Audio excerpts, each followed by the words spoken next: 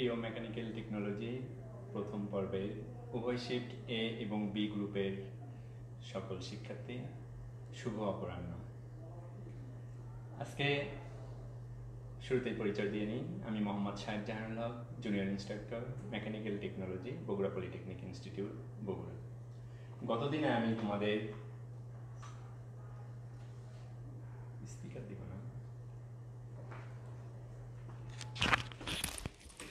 Sorry, যান্ত্রিক ত্রুটির কারণে দুঃখিত।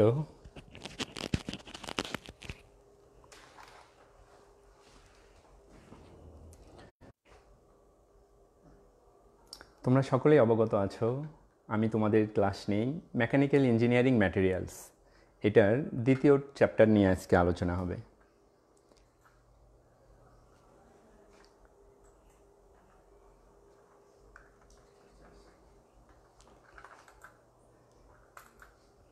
দ্বিতীয় চ্যাপ্টারে আছে understand ferrous metals and alloys, অর্থাৎ অলহজ ধাতু ও সংকর ধাতু অনুধাবন। অলহজ ধাতু এবং সংকর ধাতু নিয়ে আজকের আলোচনা। এখানে 2.1 থেকে 2.4 অর্থাৎ 4টা টপিক নিয়ে আলোচনা করা হবে আজ। প্রথমেই 2.1-এ বলা হয়েছে types of ferrous use in industry.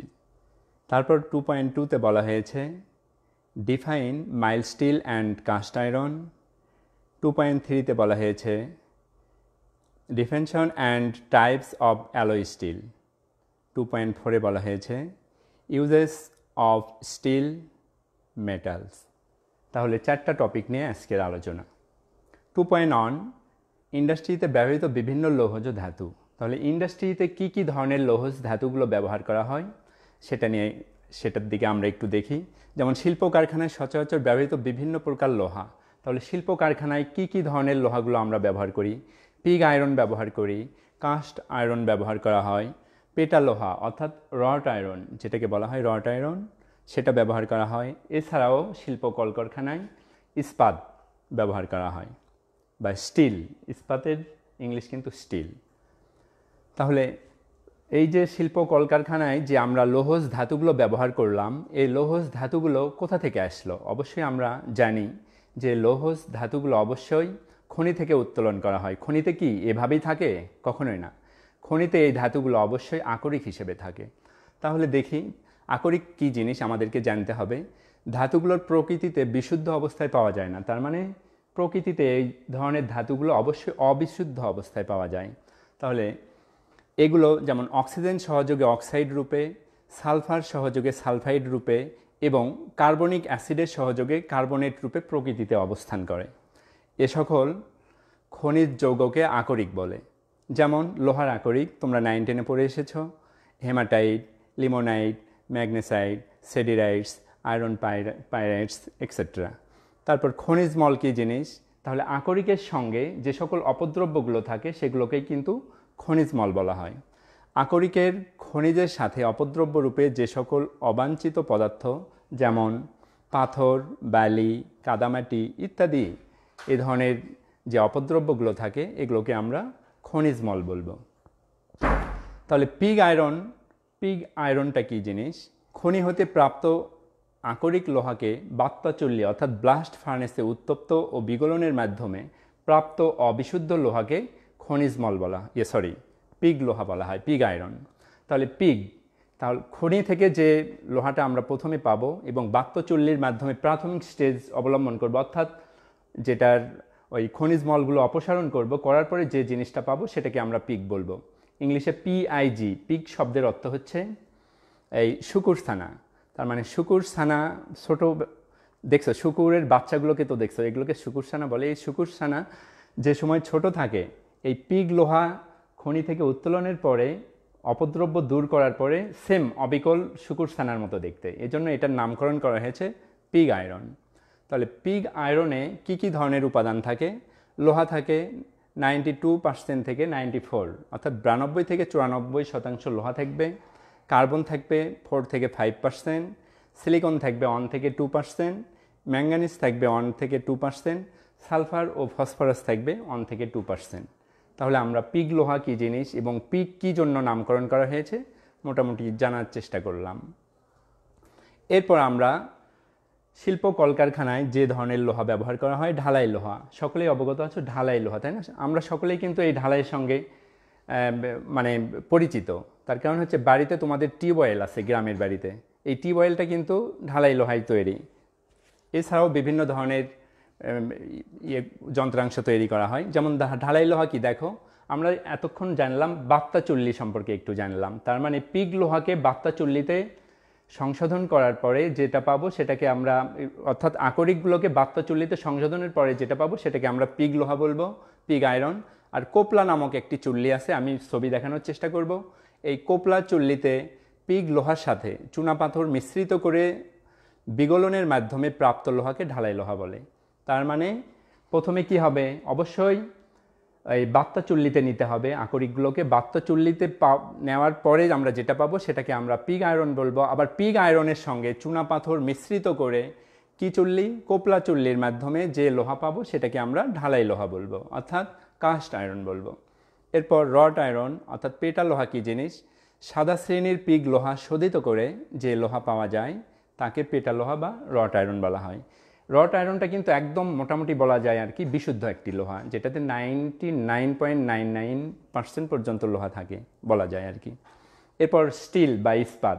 ইস্পাত কি জিনিস, পিগ লোহা হতে কার্বন অপসারণ, তার মানে পিগ লোহা আমরা পেয়ে গেলাম, পিগ লোহার ভেতর থেকে যদি আমরা কার্বনটা অপসারণ করে দিতে পারি তাহলে আমরা যেটা পেয়ে যাব সেটা হচ্ছে ইস্পাত বা স্টিল। পেটা লোহা বা বিশুদ্ধ লোহার উপাদানসমূহ। পেটা লোহা আমি আগেই বলেছি, পেটা লোহাকে আমরা মোটামুটি বিশুদ্ধ লোহা আমরা বলতে পারি। এটার মধ্যে কি কি থাকে, লোহা থাকে 96%, কার্বন থাকে 0.1%, সিলিকন থাকে 0.2%, ফসফরাস 0.25%, সালফার 0.05%, ম্যাঙ্গানিজ থাকে 0.1% এবং ধাতুমল থাকে 3.25%। তাহলে মোটামুটি আমরা পেটা লোহার ভেতরে কি কি ধরনের ম্যাটেরিয়ালস থাকে আমরা দেখার চেষ্টা করলাম। এরপর আমি বলেছিলাম যে বাত্তা চুল্লি একটা চিত্র দেখাবো, এটাকে ব্লাস্ট ফার্নেস বা বাত্তা চুল্লি বলা হয়। এটা একটা ফিগার দেখানো হয়েছে এবং এখানে কাজ চলমান আছে কিন্তু বাত্তা চুল্লিতে। এই যদিও মনে হয় ক্লিয়ার আসছে কিনা জানি না, একটু দেখে নিও। এটা হচ্ছে ব্লাস্ট ফার্নেস অর্থাৎ বাত্তা চুল্লির একটা চিত্র। আরেকটা চুল্লির কথা বলেছিলাম কোপলা চুল্লি, তাই না? এই যে কোপলা চুল্লি, এটা হচ্ছে একটা কোপলা চুল্লির চিত্র।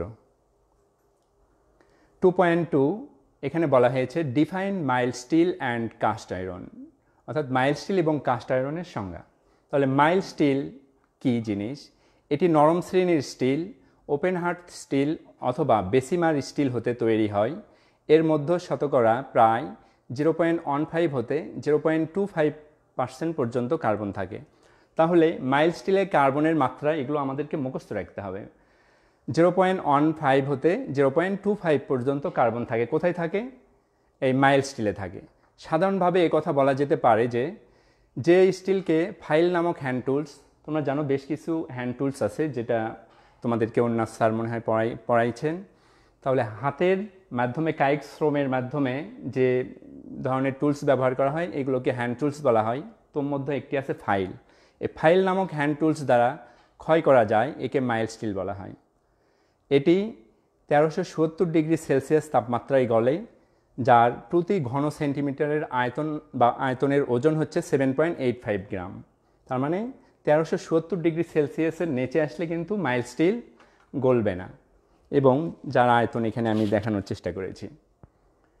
এরপর আমরা দেখব ঢালাই লোহা অর্থাৎ কাস্ট আয়রন কি জিনিস। পিগ লোহার সাথে, আমরা পিগ লোহা কিন্তু শুরু থেকেই আসছে, পিগ লোহার সাথে চুনাপাথর মিশ্রিত করে কোপলা চুল্লিতে বিগলনের মাধ্যমে যে লোহা পাওয়া যায় তাকে ঢালাই লোহা বলে। তাহলে পিগ লোহার সাথে কি মিক্সড করব, আমরা চুনাপাথর মিশ্রিত করব, করে কি করব, কোন চুল্লিতে? কোপলা চুল্লিতে। কোপলা চুল্লিতে বিগলনের মাধ্যমে যে লোহাটা পাবো তাকে আমরা কাস্ট আয়রন বা ঢালাই লোহা বলবো। ঢালাই লোহায় 2 থেকে 5% কার্বন এবং সিলিকন, ফসফরাস, সালফার, ম্যাঙ্গানিজ ইত্যাদি অপদ্রব্য সামান্য পরিমাণে থাকে। তাহলে ঢালাই লোহায় কী কী অপদ্রব্য থাকে দেখলা, সিলিকন, ফসফরাস, সালফার, ম্যাঙ্গানিজ এবং এক্সেট্রা আর কি, এই ধরনের উপদ্রব্যগুলো থাকে। ঢালাই লোহা দ্বারা কি তৈরি করা হয়? পাইপ তৈরি করা হয়, বিভিন্ন ধরনের যন্ত্রাংশ তৈরি করা হয়, রেলিং তৈরি করা হয়, ম্যানহোলের কভার তৈরি করা হয়, রেল স্লিপার তৈরি করা হয়, রেল চেয়ার, চাকা, কলাম ইত্যাদি তৈরি করা হয়। এরপর আমরা জানব পেটা লোহা। সাদা শ্রেণীর পিগ লোহা শোধিত করে পেটা লোহা পাওয়া যায়। পেটা লোহাতে এর মধ্যে 0.12% পর্যন্ত কার্বন থাকে। তাহলে পেটা লোহাও আমরা জেনে গেলাম যে পেটা লোহার কার্বনের মাত্রা 0.12%। তার মানে পেটা লোহায় কার্বন থাকে 0.12%। এরপর কার্বনের পরিমাণের উপর ভিত্তি করে ইস্পাতকে আবারও 4 ভাগে ভাগ করা হয়েছে। তাহলে আমরা মোটামুটি জানার চেষ্টা করেছি। এরপর আমরা জানব কার্বনের পরিমাণের উপর ভিত্তি করে ইস্পাতকে 4 ভাগে ভাগ করা যায়। কি dead mild still, mild still, medium carbon still এবং হাই কার্বন স্টিল। তাহলে ডেড মানে মৃত্যু বলা যায় আর কি। এতে কার্বনের পরিমাণ 15%-এর কম থাকে। তার মানে 15%-এর কম থাকলে পরে সেটাকে আমরা ডেড মাইল্ড স্টিল বলবো।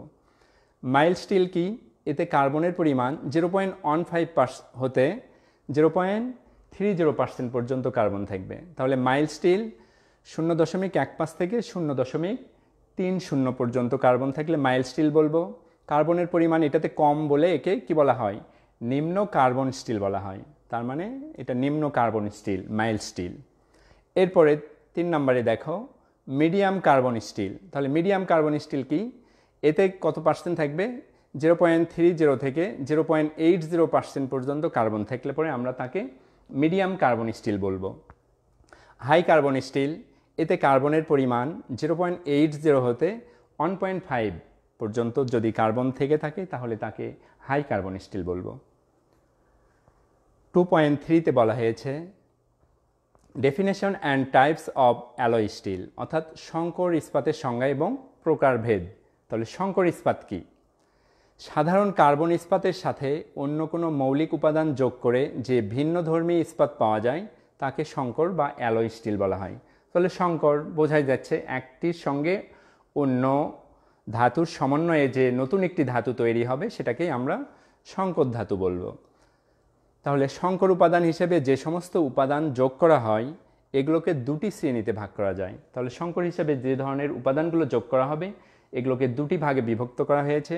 যেমন 1 নম্বরে বলা হয়েছে কার্বাইড গঠনের জন্য কার্বনের সাথে মিলিত হয় না এমন পদার্থ। তার মানে কার্বাইড গঠন করার জন্য কার্বনের সঙ্গে কখনোই যুক্ত হবে না। যেমন নিকেল, সিলিকন এবং কপার, এগুলো কিন্তু কার্বনের সঙ্গে কখনোই যুক্ত হবে না। এরপর 2-এ বলা হয়েছে কার্বাইড গঠনের জন্য কার্বনের সাথে মিলিত হয়, ওটা হচ্ছে মিলিত হবে না এবং এটা মিলিত হবে। তাহলে কার্বাইড গঠনের জন্য কার্বনের সাথে মিলিত হয় এমন পদার্থ যেমন manganese, chromium, tungsten, molybdenum, vanadium, এগুলো হচ্ছে কার্বনের সঙ্গে যুক্ত হয়।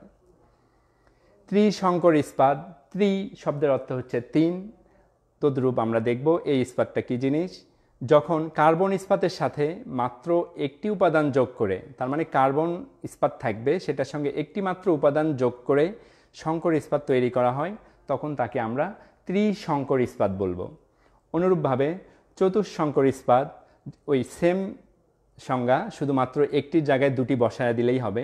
যখন কার্বন ইস্পাতের সাথে দুটি উপাদান যোগ করে সংকর ইস্পাত তৈরি করা হয় তখন তাকে চতুঃসংকর ইস্পাত বলে। প্রধান কতগুলো সংকর ইস্পাতের ব্যবহার। তাহলে আমরা সংকর ইস্পাতগুলো জানলাম। অনেক ধরনের সংকর ইস্পাত আছে আমাদের এই দুনিয়ায়। তো এখানে অল্প কিছু মানে মেইন কিছুগুলো তুলে ধরার চেষ্টা করেছি। যেমন মনেল মেটাল। তাহলে মনেল মেটাল, এটাতে 67% নিকেল থাকবে, 29% কপার এবং 2% ম্যাঙ্গানিজ। তাহলে কি থাকবে? 67% নিকেল, 29% কপার এবং 2% ম্যাঙ্গানিজের সহযোগে যে জিনিসটা আমরা পাবো, যে ধাতুটা পাবো, সেটাকে আমরা মনেল মেটাল বলবো। তাহলে এটা কোথায় ব্যবহার করা হয়? পাম্পের ভাল্ব। তোমরা দেখেছো পাম্প, প্রত্যেকের বাড়িতে না থাকলেও গ্রামে দেখেছো পাম্প আছে, তাই না? পাম্পের ভাল্ব যেটা, সেটা হচ্ছে মনেল মেটালের তৈরি। তাহলে পাম্পের valve, turbine blade, pump, pipe ইত্যাদি তৈরিতে মনেল মেটালগুলো ব্যবহার করা হয়ে থাকে। এরপর আমরা জানবো স্টেনলেস স্টিল, যেটাকে তোমরা সচরাচর গ্রামে শুনেছো এসএস, তাই না? বলে এসএস পাইপ, এসএস স্টিল, তাই না? স্টেনলেস স্টিল যেটাকে বলা হয় আর কি। তাহলে স্টেনলেস স্টিলে কি আছে? এটিতে নিকেল ও ক্রোমিয়াম মিশ্রিত ইস্পাত। তার মানে নিকেল এবং ক্রোমিয়ামের সংমিশ্রণে যে ধাতুটা পাবো, সংকর ধাতু, সেটাকে আমরা স্টেনলেস স্টিল বলবো, অর্থাৎ এসএস বলবো। তাহলে এতে কি থাকে 4 থেকে 26% ক্রোমিয়াম থাকবে, তার মানে 4 থেকে 26% পর্যন্ত ক্রোমিয়াম থাকবে এবং 0.5 থেকে 21% পর্যন্ত নিকেল থাকবে। এটি কি ধরনের ধাতু? এটি খুবই শক্ত এবং মরিচারোধক, কখনোই কিন্তু মরিচা ধরবে না, এবং ক্ষয়রোধক এবং দেখতে খুবই চকচকে উজ্জ্বল টাইপ হয়ে থাকে। ব্যবহার কোথায় ব্যবহার করে? সাধারণত ডাক্তাররা ব্যবহার করে থাকেন, তাই না কর্তন সামগ্রী অর্থাৎ কর্তন যন্ত্র যেগুলো সেগুলো এই স্টেনলেস স্টিলের হয়ে থাকে। ডাক্তারি ও বৈজ্ঞানিক যন্ত্রপাতি, ব্লেড, আমরা শেভিং ব্লেড ব্যবহার করি, এটাও কিন্তু এসএস অর্থাৎ স্টেনলেস স্টিলের। ঘড়ির বিভিন্ন ধরনের ভেতরের যন্ত্রাংশ তৈরিতে এসএস ব্যবহার করা হয়ে থাকে। গৃহস্থালী দ্রব্যাদি এবং উন্নত মানের তৈজসপত্র তৈরিতে এই এসএস অর্থাৎ স্টেনলেস স্টিল ব্যবহার করা হয়ে থাকে। এরপর আমরা জানব নিকেল স্টিল। তাহলে নিকেলে কি থাকে? 1.5% থেকে 50% অর্থাৎ 1.5 থেকে 50% পর্যন্ত নিকেল থাকে। তাহলে এটা কোথায় ব্যবহার করা হয়? নিকেল স্টিল বয়লার প্লেট, যুদ্ধ জাহাজের বর্ম প্লেট, স্বয়ংক্রিয় যান, অ্যারোপ্লেন, মোটর গাড়ির যন্ত্রাংশ সহ ইত্যাদি তৈরিতে নিকেল স্টিল ব্যবহার করা হয়ে থাকে। ক্রোমিয়াম স্টিল, এতে ক্রোমিয়ামের পরিমাণ 2% হতে 35% পর্যন্ত ক্রোমিয়াম থাকবে এবং কার্বনের পরিমাণ সর্বোচ্চ 0.8% হতে পারে। এটা কিন্তু সর্বোচ্চ বলছে, এর সর্বনিম্নও কিছু একটা অবশ্যই রেঞ্জ আছে। তাহলে সর্বোচ্চ 0.8, এর উপরে কিন্তু গেলে আমরা সেটাকে ক্রোমিয়াম স্টিল অবশ্যই বলবো না। তাহলে ব্যবহার কোথায় ব্যবহার করা হয়? বিয়ারিংয়ের বল, তোমরা সকলেই জানো, বিয়ারিং তো দেখেছো তো অবশ্যই। সে বিয়ারিংয়ের যে বলগুলো আছে এই বলগুলো অবশ্যই ক্রোমিয়াম স্টিলের তৈরি। রোলার, ড্রিল বিট, স ব্লেড, ওই সয়িং মেশিন যেগুলো আছে এগুলোর যে ব্লেডটা সেটাও ক্রোমিয়াম স্টিলের, তাই না? সমিল যেটা তোমরা দেখছো আর কি, ছুরি, কাঁচি ইত্যাদি তৈরিতে ব্যবহৃত হয়ে থাকে। গ্যালভানাইডস স্টিল, তাহলে গ্যালভানাইডস, তাহলে লোহা বা ইস্পাতের সামগ্রীকে দস্তার আবরণ দ্বারা মণ্ডিত করাকে গ্যালভানাইডস স্টিল বলা হয়। তার মানে লোহা বা ইস্পাতের সামগ্রীর উপর দস্তার যদি আমি প্রলেপন দিই তাহলে সেটাকে আমি গ্যালভানাইডস স্টিল বলবো। এখন আসো বাণিজ্যিকভাবে যে স্টিলগুলো ব্যবহার করা হয়ে থাকে, যে স্টিল নিয়ে আলোচনা করলাম এটা মৌখিক একটি আলোচনা, তবে বাণিজ্যিকভাবে এই স্টিলগুলো কিন্তু সচরাচর ব্যবহার হয়ে থাকে। যেমন বাণিজ্যিকভাবে গোটা বিশ্বে এই তোমার শিল্প উন্নত দেশগুলো এই ধরনের একটা স্ট্যান্ডার্ড মান নিয়ন্ত্রণ করে থাকে। যেমন তোর মধ্যে একটি প্রতিষ্ঠান আছে BSI অর্থাৎ ব্রিটিশ স্ট্যান্ডার্ড ইনস্টিটিউট, আবার অনুরূপ ওই একটি প্রতিষ্ঠান আছে ASTM American society of testing and materials, AISI, তাহলে American iron and steel institute সহ ACI, SAE এ ধরনের প্রতিষ্ঠানগুলো বিভিন্ন সামগ্রী সম্পর্কে যে সকল তথ্যাদি উপস্থাপন করে তা প্রকৌশলী ও ব্যবহারকারী উভয়ের জন্য অনুসরণীয়। তার মানে আন্তর্জাতিক মানের এই প্রতিষ্ঠানগুলো প্রত্যেকটা র ম্যাটেরিয়ালসের অর্থাৎ এই ধাতুগুলোর নির্দিষ্ট কিছু গুণাবলী সম্বলিত যে দিক নির্দেশনা আছে সেই নির্দেশনাটা গোটা বিশ্বে কিন্তু ফলো করা হয়ে থাকে। যেমন এখানে সংক্ষিপ্ত কিছু নাম আছে, যেমন এগুলো মনে রাখতে হবে। যেমন এ দ্বারা কি মিন করে? এ দ্বারা basic open hearth alloy steel mean করবে। বি দ্বারা acid Bessemer carbon steel mean করবে। সি দ্বারা basic open hearth carbon steel mean করবে। ডি দ্বারা acid open hearth carbon steel mean করবে। অনুরূপ ই দ্বারা কি মিন করবে? ইলেকট্রিক ফার্নেস স্টিল, NE বড় হাতের N বড় হাতের E, এটা দ্বারা মিন করবে জাতীয় প্রয়োজনে ব্যবহৃত আদর্শ ইস্পাত। আর কিউ দ্বারা ফোর্জিং করার যোগ্য কিনা সেটা মিন করবে। সি কার্বনের পরিমাণ, বড় হাতের M ছোট হাতের N ম্যাঙ্গানিজের পরিমাণ মিন করবে, তাই না? এগুলো তো তোমরা সকলেই জানো। P phosphorus, S sulphur, SI silicon, এগুলো জেনে নেবা। একটি উদাহরণ দিয়ে নেই। যেমন দেখো একটি চার্ট আছে, একটি টেবিল আছে। সর্বপ্রথম বামের প্রথম সংখ্যা অর্থাৎ এখানে কি আছে? A সিরিয়াল নং, সি এক্সেট্রা এগুলো দেওয়া আছে, ক্রোমিয়াম, ম্যাঙ্গানিজ, ফসফরাস। তাহলে সর্বপ্রথম বামের সংখ্যা হলো ইস্পাতের শ্রেণী বোঝায়। তার মানে এখানে কি আছে? বড় হাতের E 330110। তাহলে এখানে দেখো, এখানে রুলস মোতাবেক আমরা যাই। সর্বপ্রথম বামের সংখ্যা হলো ইস্পাতের শ্রেণী বোঝায়, তার মানে প্রথম যেটা সেটা হচ্ছে বামের ইস্পাতের শ্রেণী বুঝাবে। যেমন এখানে 1 হলে যদি 1 থাকতো, এখানে কি আছে আমাদের 3 আছে, উদাহরণে আমি 3 লিখেছি। যদি এখানে 1 হতো তাহলে এই যে রুলস, এখানে একটা চার্ট দিয়েছি, চার্টে যেটা মিন করতো, তাহলে 1 যদি থাকতো তাহলে সেটাকে সাধারণ ইস্পাত আমরা ধরে নিতাম, আর 2 যদি থাকতো তাহলে নিকেল ইস্পাত ধরে নিতাম। আর আছে কি আমার এখানে কি আছে, 3 আছে, তাহলে 3 ইকুয়াল আমরা এটা মনে করব যে এটা নিকেল ক্রোমিয়াম ইস্পাত। তার মানে এখানে যে ডাটাগুলো দেয়া আছে এগুলো হচ্ছে নিকেল ক্রোমিয়াম ইস্পাতের ডাটা। AISI কর্তৃক যে নম্বরটা E3310, তাহলে আমরা ই ইকুয়াল জানলাম ইলেকট্রিক ফার্নেস স্টিল, তাহলে প্রথম 3 আছে তাই না, তাহলে 3টা হলো এটি নিকেল ক্রোমিয়াম সংকর ইস্পাত, তার মানে নিকেল ক্রোমিয়াম সংকর ইস্পাতের এটা হচ্ছে 3। তারপরে আসো দ্বিতীয় 3, আরেকটা 3 আছে, এই 3 হলো সংকরের পরিমাণ, তার মানে এটার মধ্যে কি পরিমাণ সংকর ধাতু আছে 3%, তার মানে নিকেলটা কত পার্সেন্ট, 3% আছে। তৃতীয় সংখ্যা 1 হলো ক্রোমিয়াম, তার মানে এই যে 1 এটাকে মিন করছে, ক্রোমিয়াম আছে হচ্ছে 1%, তাহলে 3% নিকেল, 1% ক্রোমিয়াম, আর লাস্টে কি আছে 0 আছে তাই না, তাহলে এই যে 1% এবং এতে অন্যান্য উপাদান টেবিল অনুযায়ী, তার মানে যে আনুষঙ্গিক যে উপাদানগুলো আছে এগুলো হচ্ছে টেবিল অনুযায়ী। কি কি আছে, কার্বন আছে, তারপর কার্বন, তারপর ম্যাঙ্গানিজ, ফসফরাস, সালফার, তারপর হচ্ছে তোমার সিলিকন, নিকেল, ক্রোমিয়াম, তারপর হচ্ছে মলিবডেনাম নাই। তাহলে আমরা জানলাম যে এটা এই একটা চার্ট, এই আন্তর্জাতিক মানের যে সংস্থাগুলো আছে এই সংস্থা নির্ধারিত কিছু আমাদেরকে এই কি বলে ডাটা দিয়েছেন, ওই ডাটা মোতাবেক আমাদেরকে প্রত্যেকটা ধাতু এভাবে দেখতে হবে। তাহলে প্রকৌশল কাজে ব্যবহার উপযোগী বিভিন্ন আকার আকৃতির নিম্নোক্ত ইস্পাত বাজারে পাওয়া যায়। বাজারে কিন্তু আমরা এতক্ষণ যা আলোচনা করলাম এভাবে কোনো মানে ইস্পাতগুলো পাওয়া যাবে না। বাজারে বাণিজ্যিকভাবে এই ধরনের আমরা দেখছি বার আয়রন তাই না, এরকম রড আমরা দেখেছি যে বাজারে কিনতে পাওয়া যায়। তোমরা সচরাচর দেখবা দোকানগুলোতে যদি নাও দেখতে পারো, অন্তত ওয়েল্ডিং যে দোকানগুলো আছে বিভিন্ন ধরনের আসবাবপত্র তৈরি করা হয় সেখানে এই ধরনের রডগুলো ব্যবহার করে তাই না, সেটাকে আমরা বার আয়রন বলবো। অ্যাঙ্গেলের মতো যেটা সেটাকে অ্যাঙ্গেল বার বলবো। এছাড়াও টি বার আছে তাই না, এই যে টির মতো দেখতে সেটাকে আমরা টি বার বলবো। চ্যানেল আছে তাই না, বক্সের মতো, সেগুলোকে আমরা চ্যানেল বলবো। এছাড়াও আমি আরও দেখানোর চেষ্টা করেছি প্লেন শিট দিয়ে অনেক কিছু ফার্নিচার বানানো হয় অথবা গাড়ির বডি তৈরি করা হয় তাই না, এগুলোকে প্লেন শিট বলবো। ডাবল অ্যাঙ্গেল বা জেড বার, এটাকে জেড বার বলে, এক্সেট্রা। বিভিন্ন ধরনের বাণিজ্যিকভাবে এই ধরনের সামগ্রীগুলো বাজারে পাওয়া যায়।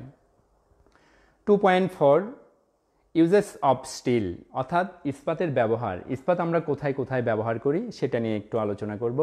নিকেল ইস্পাত কোথায় ব্যবহার করা হয়? ইস্পাত অনেক ধরনের আছে, কিন্তু এখানে কিছু তুলে ধরা হয়েছে। নিকেল ইস্পাত সমরস্ত, তারপর shaft, crank shaft, rod, boiler plate ইত্যাদি তৈরি করতে নিকেল ইস্পাত ব্যবহার করা হয়। সিলিকন ইস্পাত ট্রান্সফরমারের কোর প্রস্তুত করতে ব্যবহৃত হয়, এটা সাধারণত ইলেকট্রিক্যালরা ব্যবহার করে থাকে তাই না, সিলিকন ইস্পাত। কপার ইস্পাত কালভার্ট প্রস্তুত করতে কপার ইস্পাত ব্যবহার করা হয়। ম্যাঙ্গানিজ ইস্পাত শ্যাফট, গিয়ার এবং লোকোমোটিভ ইঞ্জিন তৈরি করতে এই ম্যাঙ্গানিজ ইস্পাত ব্যবহার করা হয়। ক্রোমিয়াম ইস্পাত বাটালি, তোমরা দেখেছো মিস্ত্রিরা ব্যবহার করে থাকে তাই না, বাটালি, ড্রিল, করার, তারপর হচ্ছে বিয়ারিংয়ের রোলার ইত্যাদি তৈরি করতে ক্রোমিয়াম ইস্পাত ব্যবহার করা হয়। এরপর আছে টাংস্টেন ইস্পাত স্থায়ী চুম্বক, তারপর লেড টুলস, স্প্রিং ইত্যাদি তৈরি করতে টাংস্টেন ইস্পাত ব্যবহার করা হয়। মলিবডেনাম ইস্পাত হাত যন্ত্র অর্থাৎ hand tools, gear, spring, pinion এবং বোল্ট অর্থাৎ নাট বোল্ট তৈরি করতেও মলিবডেনাম ব্যবহার করা হয়। ভ্যানাডিয়াম ইস্পাত গাড়ির যন্ত্রাংশ তৈরিতে এবং মেশিনারিজের যন্ত্রাংশ তৈরি করতে ভ্যানাডিয়াম ইস্পাত ব্যবহার করা হয়। ক্রোমো নিকেল ইস্পাত এয়ারক্রাফট ইঞ্জিনের যন্ত্রাংশ, বিয়ারিং এবং নিউমেটিক টুলস তৈরি করতে এই ক্রোমো নিকেল ইস্পাত ব্যবহার করা হয়। ক্রোমো ভ্যানাডিয়াম ইস্পাত কোথায় ব্যবহার করা হয়? লোকোমোটিভ স্প্রিং, বোল্ট, জাহাজের ইঞ্জিনের ক্র্যাঙ্ক শ্যাফট ইত্যাদি তৈরি করতে এই ক্রোমো ভ্যানাডিয়াম ইস্পাত তৈরি করা হয়। মোটামুটি আমরা প্রিয় শিক্ষার্থী শেষ পর্যায়ে চলে এসেছি। এখন আমরা একটি জিনিস বলে নিই, আমি গতদিনে বলতে ভুলে গিয়েছিলাম, আমি কিন্তু প্রত্যেকটা চ্যাপ্টার পড়ানোর পরে কিছু কোশ্চেন দিয়ে থাকি প্রত্যেকটা ক্লাসে এবং দেব। এই কোশ্চেনগুলো বইতে অনেক কোশ্চেন আছে, তোর মধ্য থেকে এগুলো অবশ্যই ইম্পর্টেন্ট মনে করে এগুলো মানে জোর দিয়ে পড়তে হবে। এজন্যই পড়তে হবে, বিশেষ করে ক্লাস টেস্ট, কুইজ টেস্ট এবং পর্ব মধ্য পরীক্ষায় এই ধরনের কোশ্চেনগুলো আসবে। ফাইনালে তো আসবে বটেই, কিন্তু এগুলো যদি তুমি একটু ফলো করো তাহলে অবশ্যই ক্লাস টেস্ট, কুইজ টেস্ট এবং পর্ব মধ্য পরীক্ষা ভালো করতে পারবা। আর ভালো করতে পারলে অবশ্যই সেশনাল নাম্বার অনেকটা বেশি পেয়ে যাবে বলে আশা করি।